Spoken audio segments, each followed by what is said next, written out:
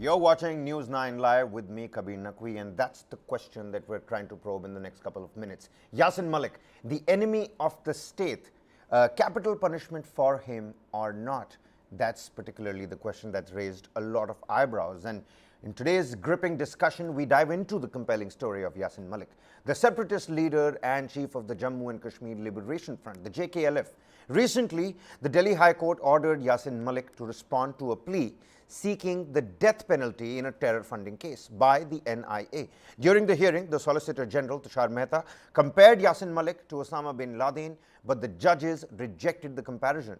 Malik was previously sentenced to life imprisonment for offences under the UAPA and the Indian Penal Code. Tonight, well, we explore the specific charges of deaths and abductions, with the Solicitor General alleging Malik's involvement in the killing of an Indian Air Force officer and the abduction of a former Home Minister's daughter.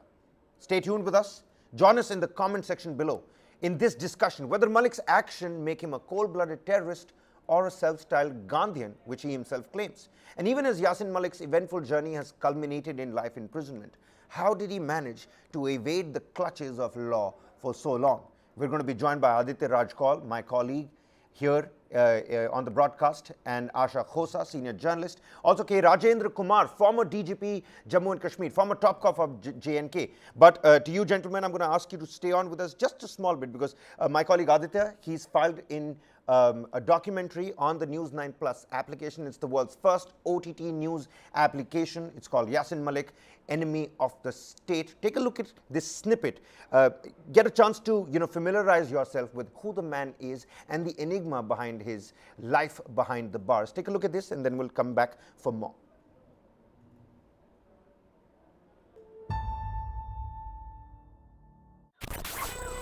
बंदूक की तहरीक छोड़कर एक पुरअमन तहरीक शुरू की है। Kashmiri militant leadership हैं, उनको peace process में जो डिसीजन मेकिंग डायलॉग प्रोसेस हैं उसमें शामिल करना निहायत ही ज़रूरी है। He is a terrorist who has mercilessly killed people. सूरत बिगाड़ दी कश्मीर की, खून की नदियां बहा दी।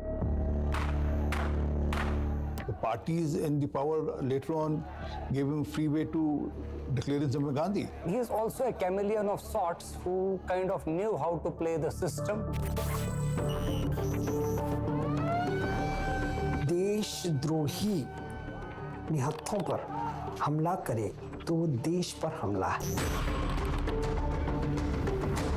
He was given a stamp sort of by the Indian authorities saying, yes, he is our man. There's not one guy I can identify as Yasin Malik.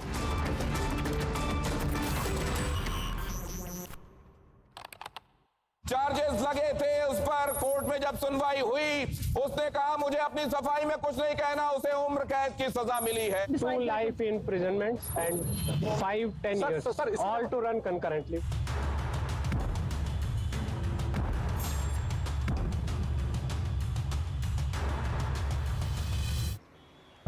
This is where Yasin Malik's fate was sealed in a 2017 Terror Hawala case.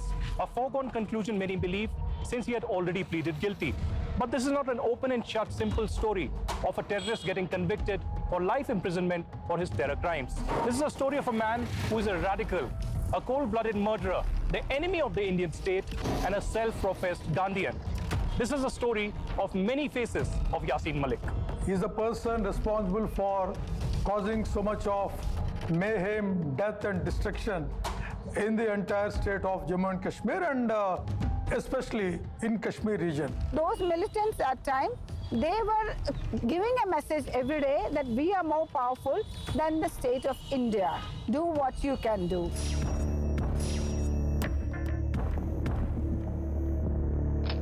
Who is the real Yasin Malik, and where did his journey begin? Born on April the 3rd, 1966 in Maisuma, Srinagar, Yasin Malik was the son of a bus driver. Malik takes his first steps in political notoriety. He formed the Tala Party, which specialized in causing unrest and turmoil in Jammu and Kashmir. a turning point for Yasin Malik at the Kashmir Valley. This was when an activist Malik turned to the gun. In the 1987 polls, he was the polling agent for Muhammad Yusuf Shah, who would go on to earn notoriety as Hizbul Mujahideen chief Sayyid Salahuddin. The national conference led by Farooq Abdullah won the allegedly rigged elections, and this was a trigger for pushing the valley's youth away from the mainstream and towards extremism.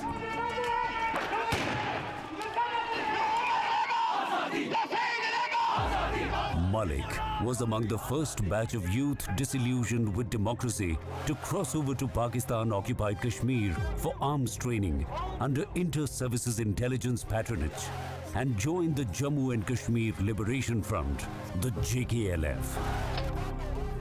Yasin Malik, along with other terrorists who went across, got fully indoctrinated, projected themselves as a pro-independent outfit or a very secular. People who pick up arms, somewhere, somehow, inside them, they have a violent person inside them. JKLF never said, of course, their name looked very secular, Jammu Kashmir Liberation Front. The selection of targets, it suggested that they were a pro-Pakistani group. In 1989, then Prime Minister VP Singh was at the helm of affairs at the centre, and Mufti Muhammad Said was India's Home Minister. On December the 8th, JKLF militants led by Malik kidnapped Rubayya Said, the daughter of India's Home Minister. Their demand for her release: free 5 dreaded militants: Abdul Hamid Sheikh, Ghulam Nabi Bhatt, Noor Muhammad Kalwal, Muhammad Altaf, and Javed Zargar. Well, so that's the snippet. You can download the News9 Plus application. It's on the Google Play Store or the Apple App Store for other incisive analysis and cutting-edge documentaries. But first and foremost, to expand this discussion, Aditya Rajkol, my colleague, joins us on the broadcast here, and of course Asha Khosa. Very warm welcome to the both of you on this broadcast. You know, Aditya, I'm going to quickly get the ball rolling. A very nice documentary with the right kind of footage for anybody out there who's not as much as well versed with the idea of who Yasin Malik actually is. The youngsters out there, it's such a great eye-opener for all of those. But you've tracked Yasin Malik for many years. There's a portion in the documentary itself where one of the talking heads says that he's a chameleon and he knew his way how to work the system. How has he always gotten away with his terror crimes? What's behind this enigmatic life story of Yasin Malik? You know, his lifetime behind the bars as well. Well, Kabir, firstly, it took a lot of effort to convince people to speak about this crime, because we didn't only speak with the people who covered it or people from the police, but we also spoke to the victims. And we have worked on not only on this Yasin Malik documentary, but other documentaries on Kashmir about the victims of Yasin Malik, the victims of JKLF. So clearly, there's no doubt in my mind that Yasin Malik is a psychopath killer. He's a murderer. He's a terrorist.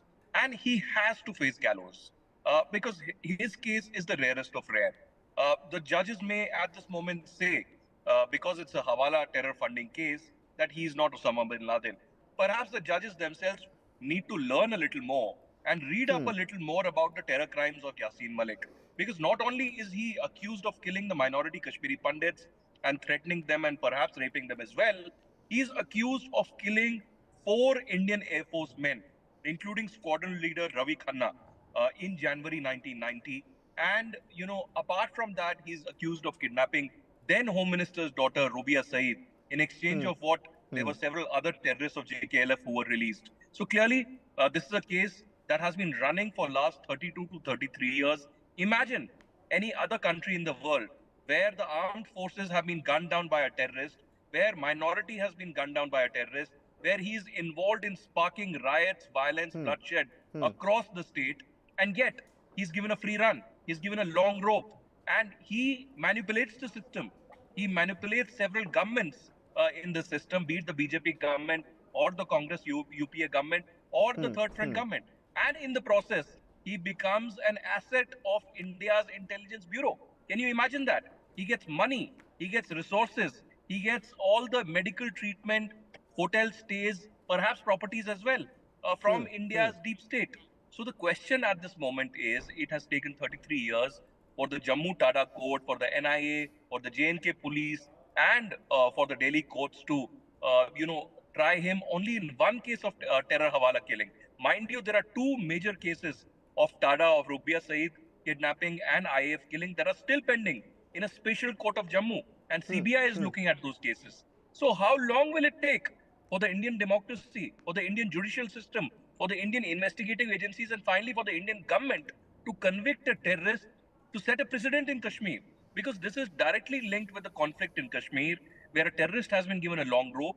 He's been told that you can kill people, you can rape people, you can spark bloodshed, you can earn a lot of money and enjoy your life luxuriously, and no action will be taken against you. So this has to be treated as a fit case, especially after the abrogation of Article 370 on 5th August 2019. Yasin Malik needs to be convicted, he needs to be tried as per the laws of the land, and finally sent to the gallows to send a message that we will not tolerate terrorism, we will not tolerate separatism, and certainly, even if a crime has been committed 30 or 35 years ago, there is the Indian judiciary and the Indian system and Indian democracy that will try you fairly and finally convict you. So it's a matter of time, I suppose, if there is a fair judicial process that is applied here, that he will be sent to the gallows and perhaps hanged, just the way Afzal Guru, Maqbool Butt, or Ajmal Kasab were hanged. And, before I move on to Asha Khosa, Aditya, very quickly, yesterday the hearing, there were some arguments that were made by the Solicitor General where he likened Yasin Malik with that of Osama bin Laden. That was shot down. What, any other argument or any other observation that the court made yesterday that raised your eyebrow in particular? There were several, comparisons that were drawn yesterday. See, firstly, I would say that the NIA and the Solicitor General need to be better prepared for arguments inside the court, be it the lower court, the high court, or later the Supreme Court of India. Because this is a very sensitive case that we are talking about. We are talking about a terrorist who has got a free run, who's been involved directly in stone pelting in the valley, terrorism in the valley, and hawala racketeering, also receiving funds from Pakistan and perhaps in some stage from the Indian government as well. It's not just an investigation of this terrorist. India needs to highlight who were those moles in the Indian government or the Indian deep state or the intelligence bureau who were supporting and helping this terrorist all these years. Talking about yesterday, I can tell you, Kabir, that this is a terror hawala funding case. Although death penalty is in this, I personally don't feel that the government or the judiciary in this particular case will give him death penalty. Perhaps they will be life. But other two cases are very sensitive and important. These cases are of the killing of 4 Indian Air Force men in 1990. And the second is the Rubia Saeed kidnapping. In both these cases, he's been charged. There are charges being framed against him. And this is in the Jammu's Tada court, where CBI is looking at those cases. So I think the government is also firm after 2017 and 2019 that there is no scope or room for terrorism or separatism in the valley. They will not be given a long rope, and government certainly will not look the other way. So the courts need to be sensitive to the situation also to send out a strong message. Otherwise, it will be a vicious circle. Terrorism will yet again find roots in Kashmir, and perhaps there will be deadly attacks just like the one that has happened last night, where in Anantnag, a minority Hindu has been killed again for no fault of his. So till the time there is a strong message that is conveyed by the India's judiciary, there will be no action or no change in the overall situation. So that was our endeavor, to highlight the reality of Yasin Malik, of how these cases have been pending for years together, and whatsoever there's been no action by the governments, the judiciary, or the investigative agencies. Well, pertinent points being raised there. Asha Khosa, ma'am, you're somebody that's covered the valley as a reporter in some of the most turbulent of times. Innocent lives being claimed at the hands of these militants, victims of terrorism per se. How did Yasin Malik, and Aditya has been talking about this long rope, we're showcasing those visuals of Yasin Malik with the Prime Minister back then, Manmohan Singh, Dr. Manmohan Singh. As a key terrorist figure and the leader of the JKLF, how did he manage to get himself this long rope of sorts? How did he so nicely play the system? Well, I don't know whether he played the system or the system was playing to him. I think when I was reporting from Kashmir, first of all, we saw Yasin Malik become a pioneer, militant or terrorist, whatever you call him. So he was in the forefront of Rubia Said kidnapping, and the turnaround in Kashmir started from there. Then killing of Indian Air Force officers, and of course the Kashmiri Pandits and others. So that is history. Then suddenly we find that he's released from the jail and he claims, I am going to follow Gandhi and I'm going to sit on a dharna, I'm going to sit on a hunger strike, not eat anything. So we were wondering, I mean, by we, I mean the common Kashmiri living in Kashmir. He was wondering that if he can commit so many crimes and then get away from it and try to become a, Mahatma Gandhi, so what are we doing? I mean, we should be with whom we should be siding.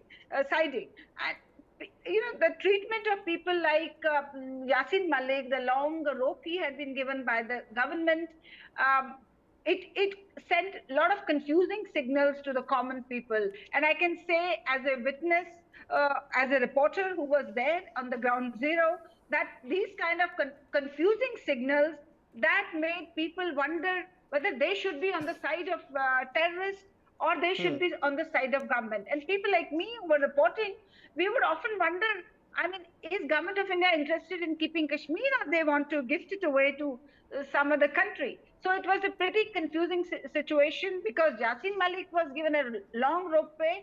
A lot of people, a lot of youth, they felt inspired that this is the right way to go. And I will blame government of India more than Yasin Malik.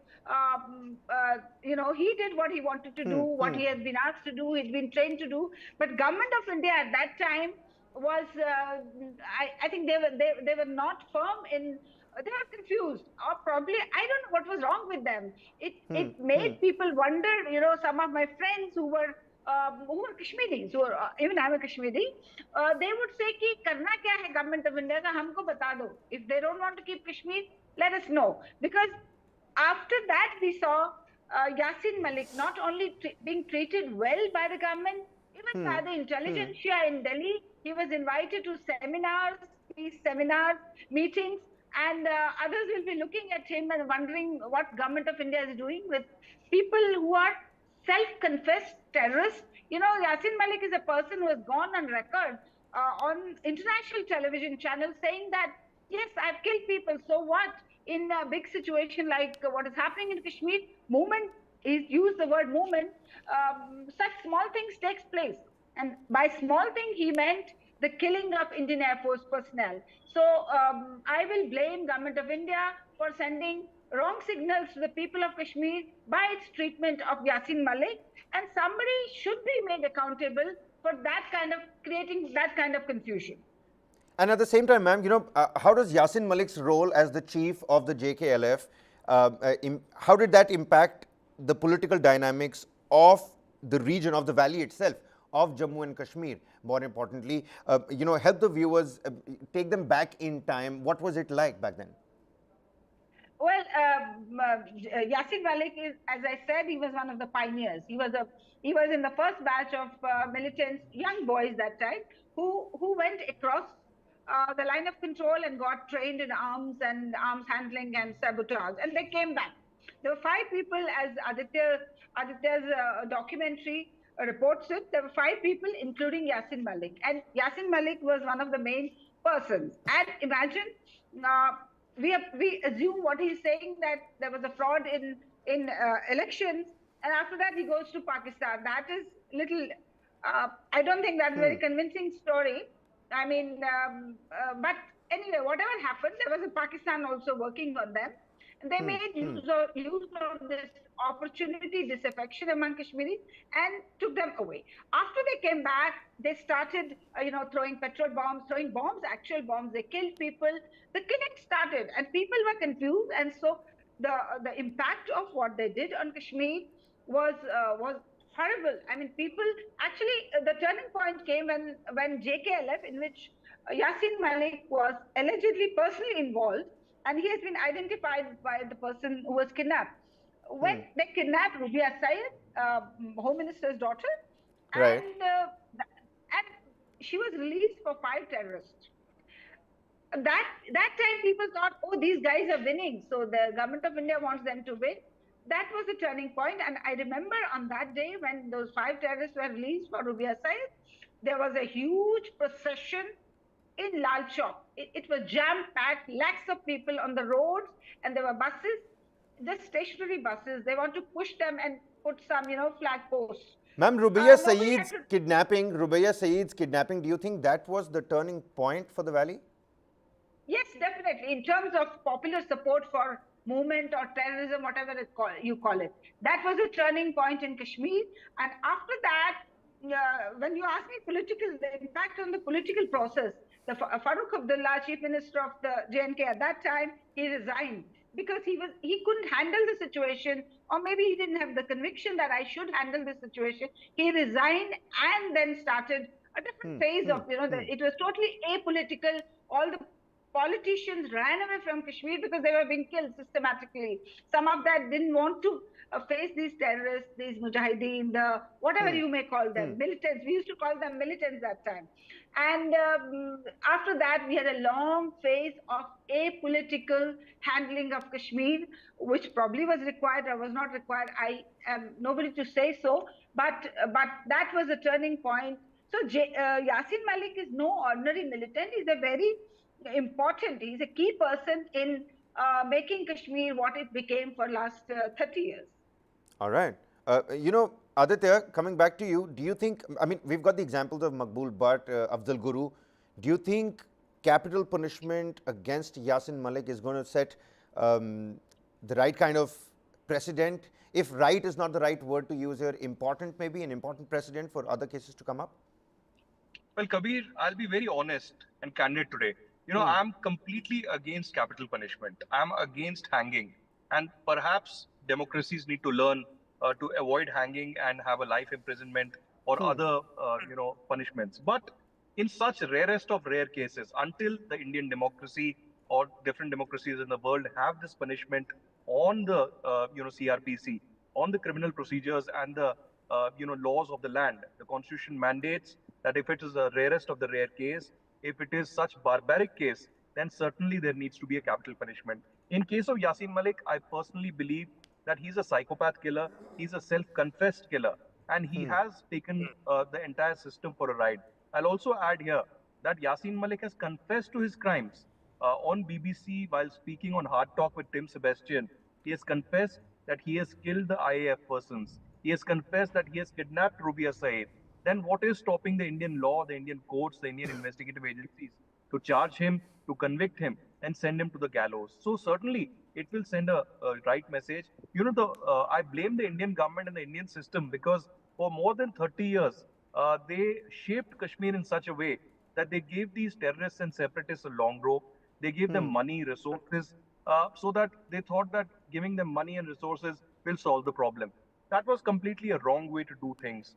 They also let this ecosystem of terrorism and separatism prevail in the valley. And in the process, we saw thousands of innocent civilians who chose the Indian flag, who chose the Indian democracy, who chose the Indian constitution, suffering and getting killed. Even today, every other day, we see civilians being killed and facing the brunt of the same terrorism and separatism that Yasin Malik and the ilk really represent. So until the Indian law acts on him and people like him with iron fist, there will be no change in the valley. Yes, abrogation of Article 370 was an important step, but terrorism is not linked to 370. Terrorism is linked with what the Indian intelligence, the Indian security forces, and finally the Indian government do with the terror groups and the terror machinery, and of course Pakistan. They have sent out a strong message ever since 2019, but until Yasin Malik is convicted, because he is seen as the face of terrorism in the Kashmir Valley. So until there is action against him, a strong message at that, there will be no change. And if there is a conviction, if there is finally capital punishment and hanging of Yasin Malik, it will send out a very strong precedent, not just in Kashmir, but across the country, and perhaps a message to Pakistan as well. Absolutely. We're running out of time here. Asha ji, very quickly, would you like to echo, do you resonate with what Aditya is saying here? And at the same time, if, this death penalty that is being sought by the NIA, let's just assume that happens, what kind of implications will that have on the ground when we're looking at public perception, we're looking at regional dynamics, we're looking at the politics and the diplomacy of India? What is happening in Kashmir right now is the state is seen to be taking action against all those people who were a part of that ecosystem in which terrorism was kind of seen as a positive thing. People were supporting it because they thought that this is the right thing. Government is supporting terrorists, so we should also be with them. It was kind of an ecosystem developed. So right now we are seeing in Kashmir, the houses of terrorists, they are being razed, they are being attacked, their properties are being snatched. Not only terrorists, they're operators, overground operators. All that is adding to the peace in Kashmir. People know that there is no premium on being a terrorist. So that, while that is sending the right kind of message, punishing a terrorist who was very well known to people, whom people saw as base of resistance or whatever it meant, if you don't punish him, this kind of demolishing this ecosystem will not happen. People still will think that, you see, there was a Yasin Malik who did everything, who openly confessed, and yet he didn't get the right punishment he deserved. So it is very important. Yasin Malik's symbolism is very important. As Aditya Raj rightly said, Yasin Malik has to, I'm not saying what punishment he should get. That judiciary is competent to handle that. Right. And there are a lot of cases will come up in the courts. But giving punishment to him, taking all the crimes he has committed against humanity, people, state, to the logical conclusion is a very important thing for the restoration of complete peace in Kashmir. Well, absolutely. The big question still remains, will this capital punishment against Yasin Malik, will it set an important precedent against terror? We have the examples of earlier hangings of Maqbool Butt, Afzal Guru and others. Meanwhile, let's not forget, even if this terror funding case does not work up to NIA's demands, it seems like there's the IF killing case and the case of Rubayya Saeed, the former Home Minister's daughter who was abducted. Those particular cases, people are confident on the ground, will catch up to Yasin Malik. At the end of the day, we'll have to wait and watch, because now the High Court has asked and demanded a response from Yasin Malik to NIA's plea seeking a death penalty. Where is this headed? Well, we'll have to find out. A lot of people out there divided at this point in time whether they want capital punishment or not. But the important question is, in a rarest of rare cases, which yesterday the High Court has said that this does not surmount to a rarest of rare cases, what's going to happen next in this case? Will this become precedent for our fight against terror, which is very crucial at this point in time? We'll have to wait and find out. Aditya Raj, my colleague, many thanks for joining us. It's a beautiful documentary. I'm going to again urge all the people, especially the youngsters and the youth out there, to go and check it out, definitely. Asha Khosaji, senior journalist from the Valley itself. You're a great talking head in that particular documentary as well, and very many thanks for joining us here with your insightful inputs. We're going to leave you with a snippet of that documentary for you to understand and try and get inside the mind, the life of Yasin Malik, and so that you can make an informed decision, at least come to some sort of pondering or wondering by yourself. This is Kabir Naqvi signing off for News9 Live. We're leaving you with a snippet of the documentary. Do download the News9 Plus application. It's called Yasin Malik, Enemy of the State. Check it out.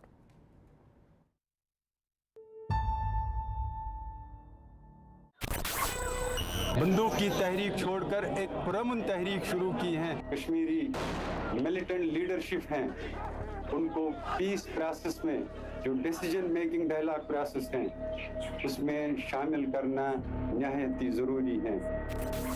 He is a terrorist who has mercilessly killed people. सूरत बिगाड़ दी कश्मीर की, खून की नदियां बहा दी। The parties in the power later on gave him freeway to declare himself Gandhi. He is also a chameleon of sorts who kind of knew how to play the system. देशद्रोही निहत्थों पर हमला करे तो वो देश पर हमला है। He was given a stamp sort of by the Indian authorities saying, yes, he is our man. There's not one guy I can identify as Yasin Malik.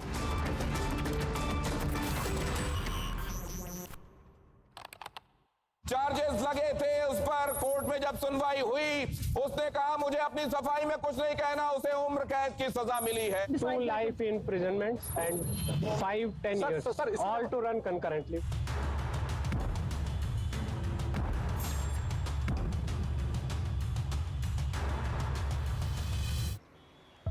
This is where Yasin Malik's fate was sealed in the 2017 Terror Hawala case.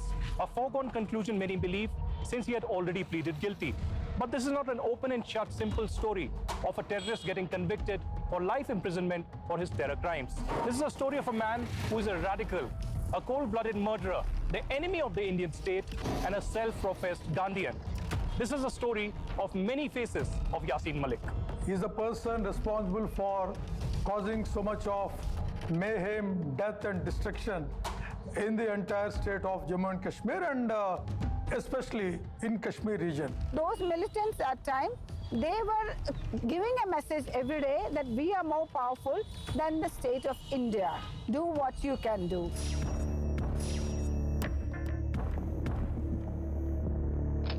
Who is the real Yasin Malik? And where did his journey begin? Born on April the 3rd, 1966 in Maisuma, Srinagar, Yasin Malik was the son of a bus driver. Malik takes his first steps in political notoriety. He formed the Tala Party, which specialized in causing unrest and turmoil in Jammu and Kashmir. A turning point for Yasin Malik at the Kashmir Valley. This was when an activist, Malik, turned to the gun. In the 1987 polls, he was the polling agent for Muhammad Yusuf Shah, who would go on to earn notoriety as Hizbul Mujahideen chief Sayyid Salahuddin. The national conference led by Farooq Abdullah won the allegedly rigged elections, and this was a trigger for pushing the valley's youth away from the mainstream and towards extremism.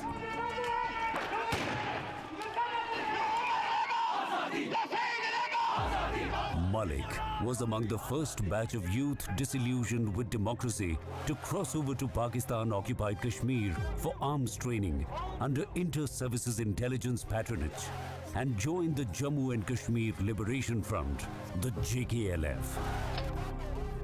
Yasin Malik, along with other terrorists who went across, got fully indoctrinated, projected themselves as a pro-independent outfit or a very secular. People who pick up arms, somewhere, somehow, inside them they have a violent person inside them. JKLF never said, of course their name looked very secular, Jammu Kashmir Liberation Front, their selection of targets, it suggested that they were a pro-Pakistani group. In 1989, then Prime Minister VP Singh was at the helm of affairs at the centre, and Mufti Muhammad Saeed was India's Home Minister. On December the 8th, JKLF militants led by Malik kidnapped Rubayya Saeed, the daughter of India's Home Minister. Their demand for her release: free 5 dreaded militants: Abdul Hamid Sheikh, Ghulam Nabi Bhatt, Noor Muhammad Kalwal, Muhammad Altaf and Javed Zargar.